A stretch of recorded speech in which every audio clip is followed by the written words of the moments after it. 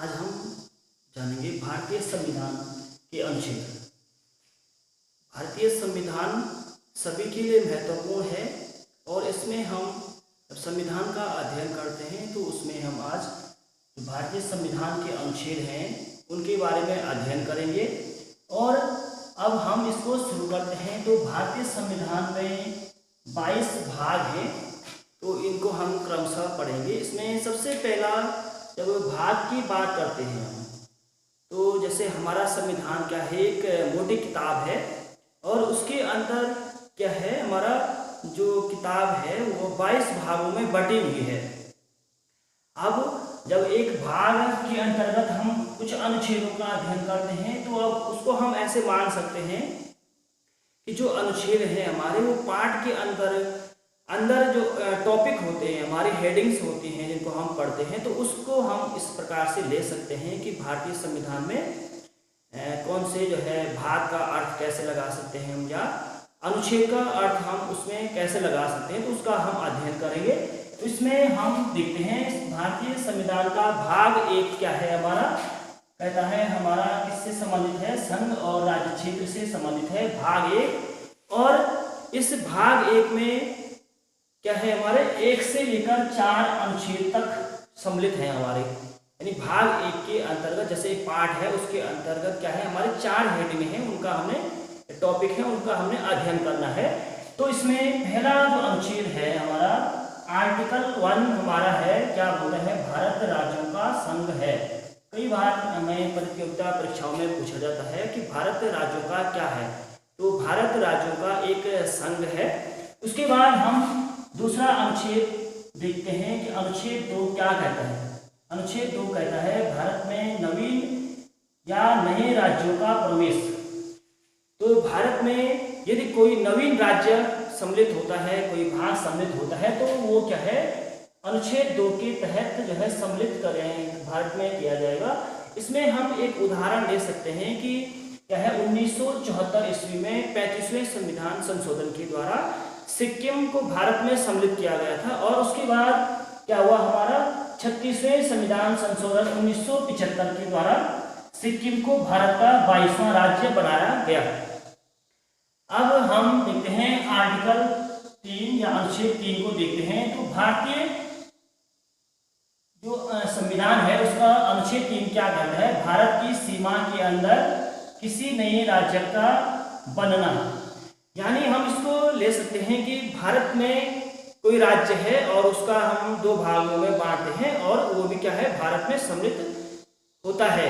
अब इसका हम एक उदाहरण ले सकते हैं, जैसे अभी 2019 में हमारा जम्मू कश्मीर जो राज्य था उसका विभाजन करके 2 भागों में बांटा गया, जम्मू कश्मीर और लद्दाख। तो हम उसको इसी अनुच्छेद के तहत हमने उसको भारत में सम्मिलित किया और जम्मू कश्मीर राज्य का विभाजन किया आर्टिकल 3 के अनुसार।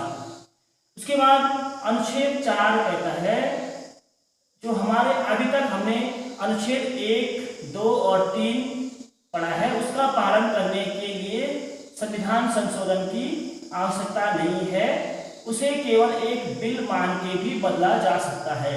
इसका मतलब ये है कि जो हमारी संसद है उसमें क्या है, अगर कोई भारत में जो प्रावधान हमारे अनुच्छेद 1, 2 और 3 में किए गए हैं, उन प्रावधानों को एक बिल लाके भी क्या कर सकती है संसद, नए राज्यों का निर्माण। इस प्रकार से इन तीनों अनुच्छेदों का संशोधन किए बिना ही कोई बिल लेके भी क्या कर सकते हैं, संविधान में संशोधन कर सकती है।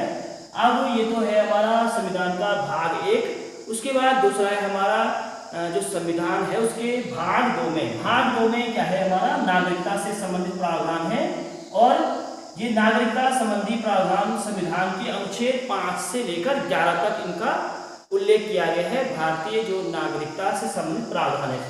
अब अनुच्छेद 5 जो हमारा पहला नागरिकता से संबंधित अनुच्छेद है, तो इसमें नागरिकता की परिभाषा दी गई है कि नागरिकता क्या होती है। उसके बाद अनुच्छेद 6 में क्या कहा गया है, विभाजन के समय भारत से पाकिस्तान आने वाले लोगों की नागरिकता। अनुच्छेद 6 बोलता है क्या, जो भारत आए हैं पाकिस्तान से विभाजन के समय।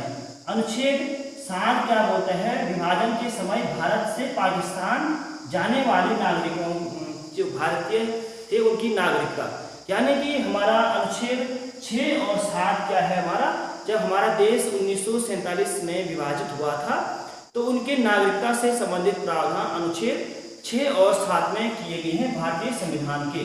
उसके बाद अनुच्छेद 8 क्या है, भारतीय मूल के लोगों के लिए प्रावधान, यानी जो भारतीय मूल के लोग होते हैं जिन्हें हम क्या बोलते हैं, NRI, नॉन रेजिडेंशियल क्या इन इंडिया, यानी जो भारतीय नागरिक हैं और विदेशों में रहते हैं और भारत में आते रहते हैं, तो जो NRI होते हैं उनके संबंध में जो प्रावधान है भारतीय संविधान के अनुच्छेद 8 में उनका उल्लेख हमें किया गया है।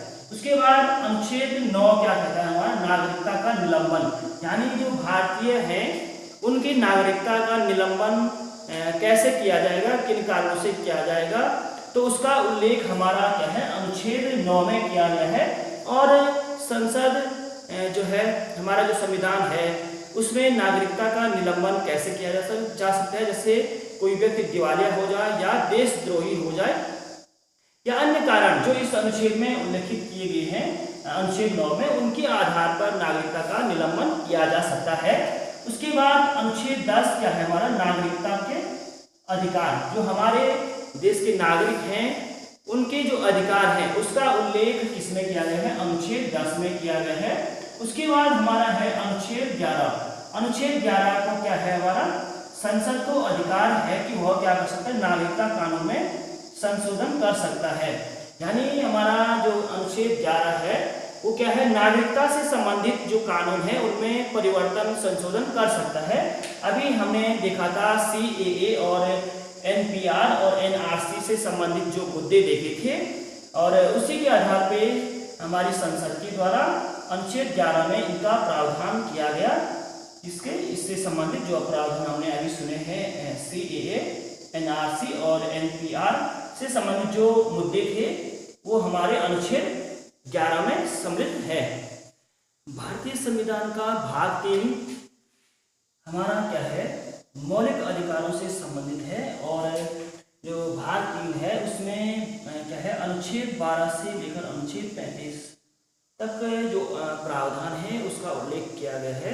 अब मौलिक अधिकार हमारे क्या है, संयुक्त राज्य अमेरिका के संविधान से लिए गए हैं। अब हम देखते हैं हमारे क्या है, मौलिक अधिकारों का जो उल्लेख किया गया है इसमें अनुच्छेद 12 में क्या प्रावधान है। अनुच्छेद 12 हमारा क्या है, राज्य की परिभाषा का उल्लेख करता है। उसके बाद अनुच्छेद 13 क्या है हमारा, संसद को अधिकार है कि वह मौलिक अधिकारों की मूल संरचना को परिवर्तन किए बिना संशोधन कर सकती है। तो इसमें हमारा अनुच्छेद 13 में ये प्रावधान किया गया है। उसके बाद हमारा क्या आता है, समानता का अधिकार आता है। अनुच्छेद हमारा क्या है, मौलिक अधिकारों के अंतर्गत पहला जो हमारा क्या है, समानता का अधिकार है। समानता का जो अधिकार है वो क्या है, 14 से लेकर हमारा 18वां जो अनुच्छेद है वहाँ तक इसका उल्लेख किया गया है। और अनुच्छेद जो 14 है आपका पहला हमारा जो अनुच्छेद है, तो इसमें क्या प्रावधान है हमारा, विधि के समक्ष समानता, यानी जो समानता का अधिकार है उसमें अनुच्छेद 14 क्या बोलता है हमारा, विधि के समक्ष सभी नागरिक समान है, सिर्फ भारत का राष्ट्रपति और राज्यों के गवर्नर जनरल को छोड़ के क्या है, सभी नागरिक समान है। इन दोनों को हमें हमारे संविधान में कुछ विशेषाधिकार दिए गए हैं, इनको छोड़ के जो भी नागरिक भारत के होंगे तो वो क्या है, विधि के समक्ष समान है। उसके बाद अनुच्छेद 15 हमारा क्या है, धर्म, जाति, मूल वंश, लिंग, जन्म स्थान के आधार पर भेदभाव का अंत करता है, यानी कि हमारे क्या है, धर्म, जाति, मूल वंश, लिंग और जन्म स्थान के आधार पे जो नागरिक हैं भारत के उनमें किसी भी प्रकार का भेदभाव नहीं किया जाएगा। और उसके बाद अनुच्छेद 16 क्या है हमारा, लोक नियोजन में अवसर की समानता, यानी कि भारत में हम इसका उदाहरण ले सकते हैं कि भारत में किसी जो है विभाग से संबंधित कोई पोस्ट आती है तो उनमें जो उल्लेख किया गया है संविधान में उसी के आधार पे क्या होगा, प्रत्येक वर्ग को सीटें दी जाएगी। ये नहीं कि किसी वर्ग को हमने अधिक सीट दे दी, किसी वर्ग को हमने कम सीट दे दी। इसका प्रावधान संविधान के अनुच्छेद क्या है हमारे 16 में किया गया है। इसी के आधार पे हमें क्या करना पड़ेगा, प्रत्येक वर्ग को जो क्या है सीटों का बंटवारा करना पड़ेगा। और उसके बाद अनुच्छेद क्या है 16(4), ये हमारा क्या है अनुच्छेद 16 का ही एक उपभाग है, जो क्या प्रावधान करता है, जो हमारे पद होते हैं या पोस्ट निकलती है हमारे किसी विभाग से, उसमें SC और ST आरक्षण का प्रावधान किया गया है, किसमें 16(4) में। उसके बाद अनुच्छेद 17 हमारा क्या करता है, अस्पृश्यता का अंत करता है।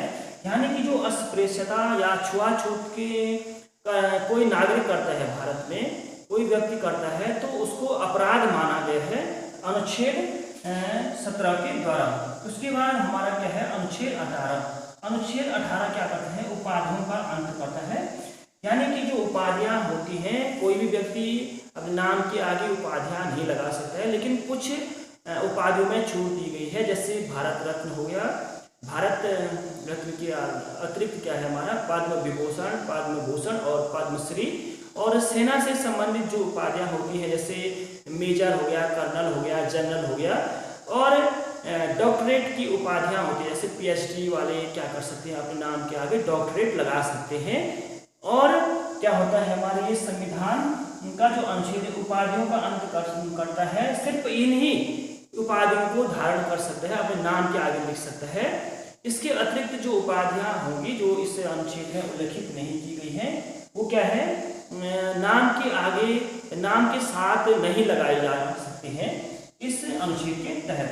अब उसके बाद है हमारा स्वतंत्रता का अधिकार। स्वतंत्रता का जो अधिकार है उसका प्रावधान अनुच्छेद 19 से अनुच्छेद 22 में किया गया है। और हमारा ये स्वतंत्रता का जो अधिकार है वो क्या करता है, 7 प्रकार की स्वतंत्रताओं का उल्लेख करता है।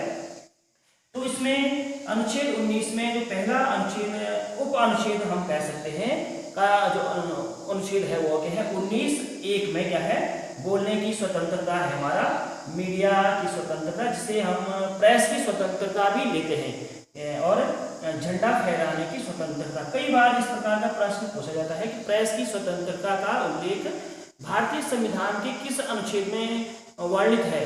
तो हमारा क्या है जो मीडिया की स्वतंत्रता है, उसी में क्या है हमारा प्रेस की जो स्वतंत्रता का प्रश्न का उत्तर है वो पूछा जाता है कि किस अनुच्छेद में है। तो प्रेस की जो स्वतंत्रता का अधिकार है वो क्या है अनुच्छेद 19(1) या अनुच्छेद 19(a) हम इसको कह सकते हैं इसको।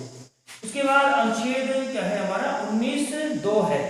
तो इसमें क्या है, इसके अंदर क्या है शांतिपूर्ण एवं निशस्त्र सम्मेलन करने की स्वतंत्रता का प्रावधान किया गया। यानी हम भारत में शांतिपूर्ण और निशस्त्र कोई भी सम्मेलन कर सकते हैं। अभी हमारे देश में किसानों के द्वारा आंदोलन किया गया था, तो ये एक प्रकार का निशस्त्र सम्मेलन था जो इसी अनुच्छेद के तहत भारत में किया गया था।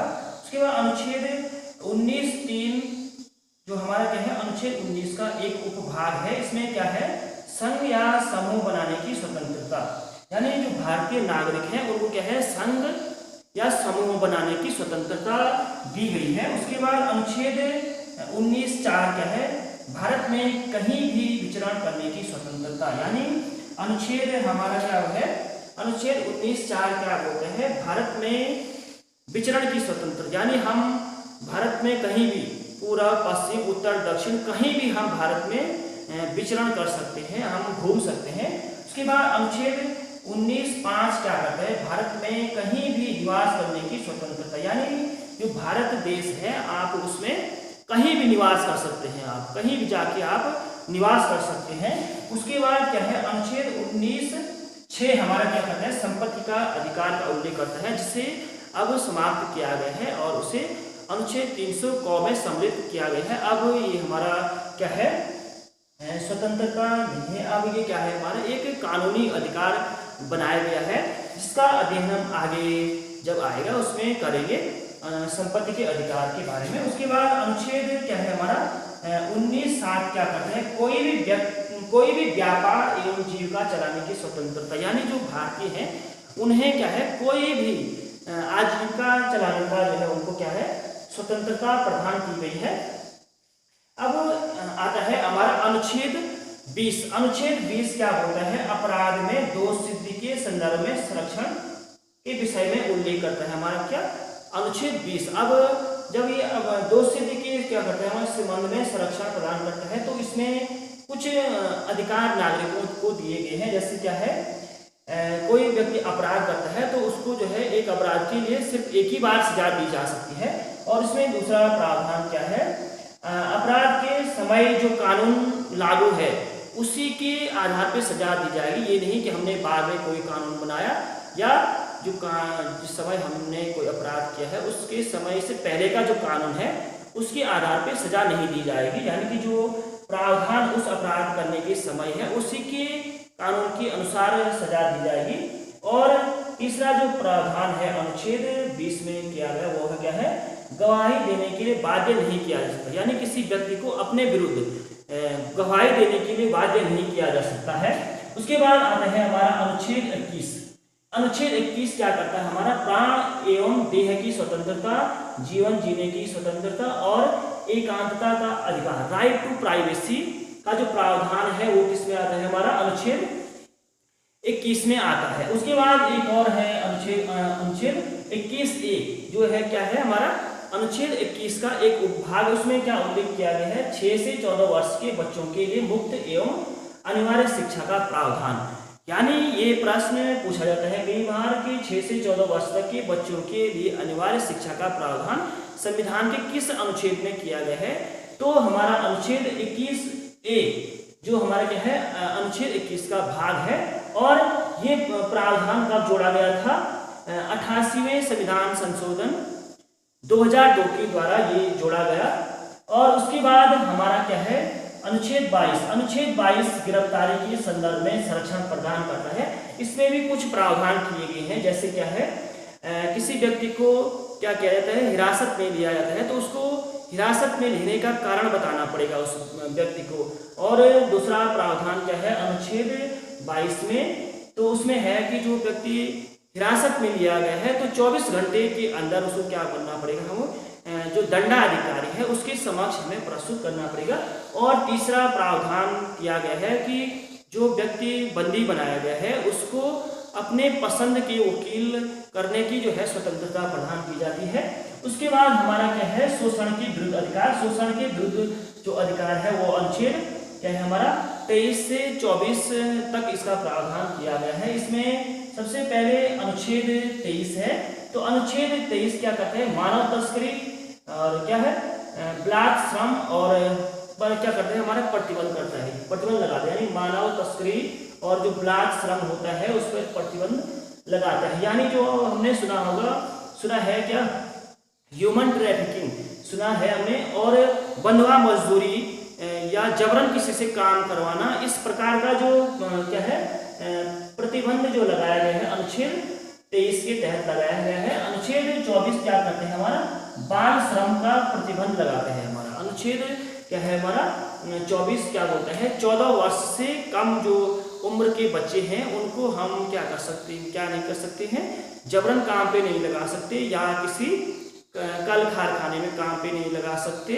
तो हम इस के अंतर्गत क्या करते हैं बाल श्रम पर क्या लगाते हैं, हम प्रतिबंध लगाते हैं, हमारा संविधान का अनुच्छेद 24। उसके बाद हमारा धार्मिक स्वतंत्रता का अधिकार आता है किया गया है। इसमें अनुच्छेद 25 जो बोलता है वो है भारत में किसी भी धर्म एवं उसके रिवाजों को मानने का अधिकार। यानी भारत में जो धर्म है उनमें जो व्यक्ति हैं उनको क्या है किसी भी धर्म को मानने और उसके रीति रिवाजों को अपनाने का अधिकार है। उसमें किसी प्रकार से नहीं रोका जा सकता व्यक्तियों को जो नागरिक हैं भारत के।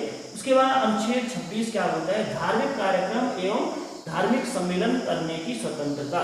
यानी भारत में जो धार्मिक कार्यक्रम होते हैं या धार्मिक जो सम्मेलन होते हैं तो उनकी स्वतंत्रता भारत में अनुच्छेद क्या है 26 के तहत दी गई है।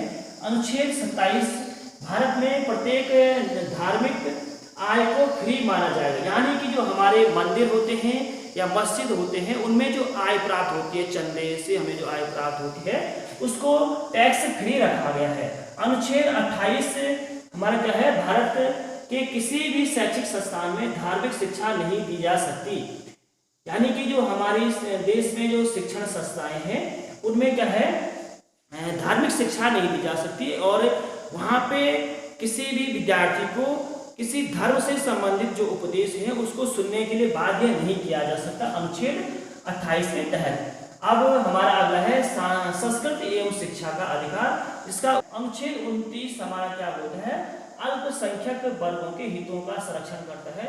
यानी जो अल्पसंख्यक है उनकी संस्कृति का संरक्षण इसमें प्रदान किया गया है उनको। और उसके आधार क्या है, अतिरिक्त उनमें क्या है, कोई शिक्षण संस्था है तो उसमें क्या है, अल्पसंख्यकों को किसी भाषा, जाति, धर्म, संस्कृति के आधार पे उनमें प्रवेश लेने से नहीं रोका जा सकता है। उसके बाद अनुच्छेद 30 हमारा क्या है, शिक्षा प्राप्त करने का अधिकार।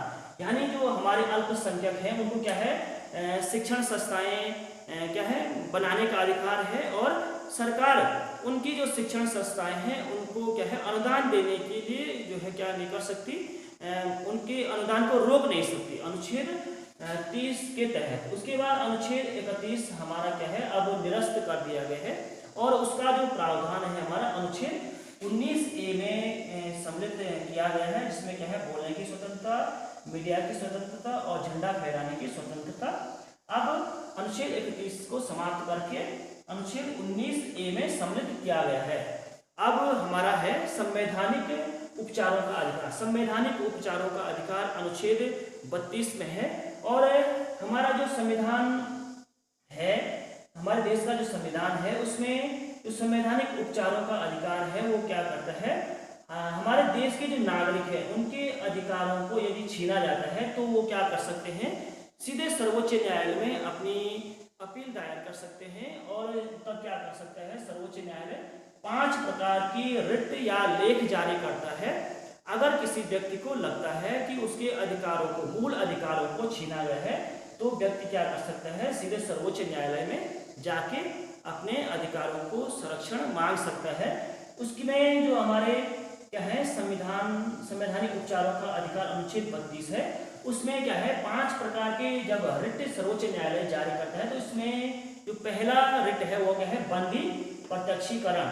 यानी हमारा जो बंदी प्रत्यक्षीकरण जो लेख है उसमें क्या है, सर्वोच्च न्यायालय जब जारी करता है तो उसमें क्या होता है, सर्वोच्च न्यायालय बोलता है क्या, जैसे किसी व्यक्ति को क्या किया गया है, बंदी बनाया गया है, अवैध रूप से बंदी बनाया गया है और क्या करता है सर्वोच्च न्यायालय तब जो है बंदी बनाने वाले व्यक्ति को आदेशित करता है कि आपने जिस व्यक्ति को बंदी बनाया है वो किस आधार पे बनाया है, उसको निश्चित समय और निश्चित स्थान पे प्रस्तुत करे जिससे उसके संबंध में सही निर्णय लिया जा सके। बंदी प्रत्यक्षीकरण का जो लेख है वो इस प्रकार का प्रावधान करता है। उसके बाद हमारा क्या है, परमादेश है। इसमें क्या होता है, परमादेश का लेख तब जारी कर सर्वोच्च न्यायालय जारी करता है यदि उसको लगता है कोई पदाधिकारी अपना क्या है सार्वजनिक कर्तव्य का निर्वहन नहीं कर रहा है तो क्या करता है, सर्वोच्च न्यायालय परमादेश का लेख जारी करता है और उसको कहता है कि आप अपने सार्वजनिक जो कर्तव्य है उसका निर्वहन करें। उसके बाद प्रतिषेध का जो तीसरा क्या है लेख है या रिट है जो जारी किया जाता है सर्वोच्च न्यायालय के द्वारा, इसमें क्या है, इस मामले में अपने यहाँ कार्रवाई न करें। इसमें क्या है, इसमें क्या बोलता है, हमारा सर्वोच्च न्यायालय या उच्च न्यायालय अपने जो अधीनस्थ न्यायालय होते हैं उनको आदेशित करता है कि आप क्या करें, अपने यहाँ जो है इस मामले पे क्या करें, कार्यवाही न करें क्योंकि यह आपके अधिकार क्षेत्र में नहीं आता है, आप इसको छोड़ दें, आप इसको क्या करें सर्वोच्च न्यायालय या उच्च न्यायालय में भेजें। तो आप क्या करेगा, ये सर्वोच्च न्यायालय इस प्रकार के रिट जारी करेगा। इसके बाद दूसरा क्या है, उत्प्रेषण। उत्प्रेषण का मतलब क्या होता है, यदि किसी निम्न न्यायालय में क्या है कोई मामला लंबित है तो न्यायालय, सर्वोच्च न्यायालय उसको जो है लेख जारी करता है और उससे कहता है कि आप उस जो मामला आपके पास लंबित है उसे वरिष्ठ न्यायालय के पास प्रेषित करें जिससे उसके बारे में सही निर्णय लिया जा सके, समय पर निर्णय लिया जा सके। उसके बाद जो 5वीं रिट जारी की जाती है वो है अधिकार परीक्षा। यह कब जारी किया जाता है, जब कोई व्यक्ति ऐसे पद पे क्या कर लेता है, अपना अधिकार जमा लेता है जिसपे कार्य करने का उसको संवैधानिक अधिकार नहीं प्राप्त है, और तब क्या है न्यायालय ऐसे रिट अधिकार परीक्षा जारी करता है और उससे पूछता है कि आप किस अधिकार के तहत इस पद पे कार्य कर रहे हैं। अगर कार्य करने वाला व्यक्ति संतोषजनक उत्तर नहीं देता है तो उसे जो है उस पद को छोड़ना पड़ता है। उसके बाद हमारा क्या है, अनुच्छेद 33 है। अनुच्छेद 33 में क्या है, संसद कानून बनाकर सेवाओं को सुनिश्चित निर्वहन करने तथा अनुशासन के रखरखाव के लिए भारतीय सशस्त्र सेनाओं और पुलिस बल के सदस्यों के मूल अधिकारों के अनुप्रयोग को प्रतिबंधित करता है। इसका कहने का मतलब है अनुच्छेद 33 का कि जो हमारे सेना के बड़े अधिकारी होते हैं, पुलिस बल के बड़े अधिकारी होते हैं, ये अपने अधिकारों का अनुचित अनुप्रयोग न करें। तो इनका अनुचित अनुप्रयोग रोकने के लिए संसद के द्वारा अनुच्छेद 33 में क्या किया जा सकता है, संशोधन किया जा सकता है। उसके बाद क्या है, अनुच्छेद क्या है 34 है। अनुच्छेद 34 मार्शल लॉ से संबंधित है। मार्शल लॉ में क्या होता है, यदि किसी देश की सेना किसी दूसरे देश पे क्या कर लेती है, अधिकार कर लेती है, उसके क्षेत्र को अपने में सम्मिलित कर लेती है, तो वहाँ पे क्या है, उस देश के द्वारा सैनिक शासन लागू होता है और वहाँ पे सेना के कानून लागू होते हैं। और जिससे क्या होता है, वहाँ पे जब मार्शल लॉ लगाया जाता है तो जिससे कि वहाँ पे जो क्या है, जो देश अपने में सम्मिलित किया गया है, वहाँ के लोग वहाँ पे क्या करें, कोई जो है विद्रोह न करे, तो इसलिए वहाँ पे मार्शल लॉ लगाया जाता है। अनुच्छेद 35 इसमें क्या है, विभिन्न प्रकार के विशेषाधिकारों का प्रावधान किया गया है। और अनुच्छेद 35A में जम्मू कश्मीर को विशेषाधिकार दिया गया था पहले, अब 2019 के द्वारा इसको खत्म कर दिया गया है अनुच्छेद 35A को। और वर्तमान में जम्मू कश्मीर और लद्दाख 2 केंद्र शासित प्रदेशों में बांटा गया है।